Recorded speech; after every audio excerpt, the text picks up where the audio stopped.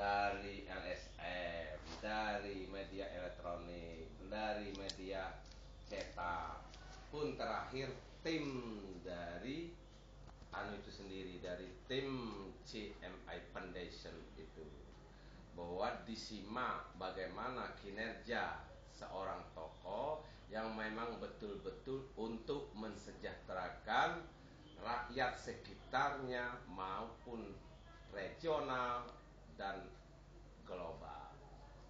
Ini berapa nih? Itu dapat orang 20. Namun dari 20 itu dengan divisi-divisi masing-masing. Ada dia anggota DPR, ada dia dari Bapeda, ada dia dari pengusaha dan bermacam-macam. Namun untuk saya masuk kriteria The Leader Achieved in Development Golden Award 2008. Berkaitan dengan penghargaan yang diterima oleh Bupati ini, itu adalah partisipasi beliau dalam menangkap kebijakan daripada pemerintah untuk salah satu instrumen menuju kesejahteraan masyarakat, sehingga antusias sekali yang namanya dengan pola dari ketransmigrasian. Di sana beliau kejeliannya daripada melihat wilayah masih ada yang sifatnya marginal dibuat menjadi lahan yang produktif untuk kelangsungan hidup berbangsa dan bernegara. Karena konteks paradigma yang namanya transmigrasi, beliau menanamkan artinya punya kerjasama. Di Indonesia ini sudah 20-an kabupaten kota diajak kerjasama untuk membangun kebersamaan daripada gerak eksistensinya supaya mempercepat proses pembangunan yang ada di Ogan Ilir ini.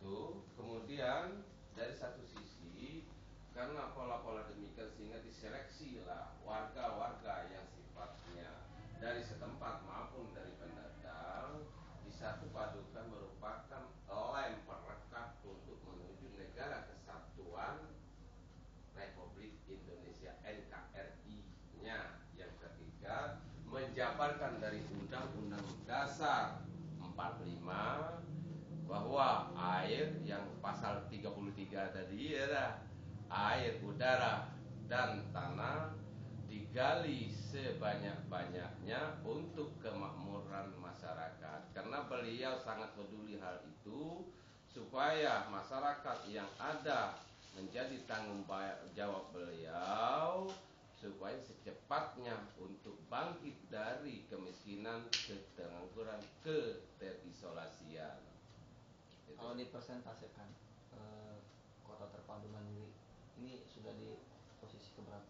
Ini sudah menginjak artinya pada posisi 60% kalau dari sumber daya manusianya maupun infrastruktur yang ada sekarang.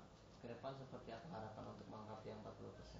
Ya, artinya melengkapi infrastruktur dan daya tampung sehingga berbuat yang namanya kota terpadu mandiri, sirkulasi atau frekuensi kehidupan kelangsungan itu seperti kita membuat pasar. Kita artinya menggali potensi produk-produk sekitar. Sehingga itu merupakan titik awal pertumbuhan dari segi ekonomi, budaya sosial ekonomi itu ekosistem artinya dalam mengikat masalah pembangunan merata secara cepat. Masuk juga pariwisata. Iya, pariwisata. Itu beliau telah membuat perda yang namanya yaitu tendensinya atau tujuan atau yang harus terikat di perda itu ialah agrowisata, wisata air, itu pusat riset. Artinya di situ merupakan salah satu karena mengikat masalah sosial dan budaya. Dalam hal ini bisa kita mengadakan riset untuk misal bikin disertasi katakanlah menyikapi dari persatuan dan kesatuan kelangsungan hidup di situ merupakan gambaran daripada cermin masyarakat yang namanya terpadu, mandiri terpadu. Nah, kota terpadu mandiri ini dengan sasaran apa?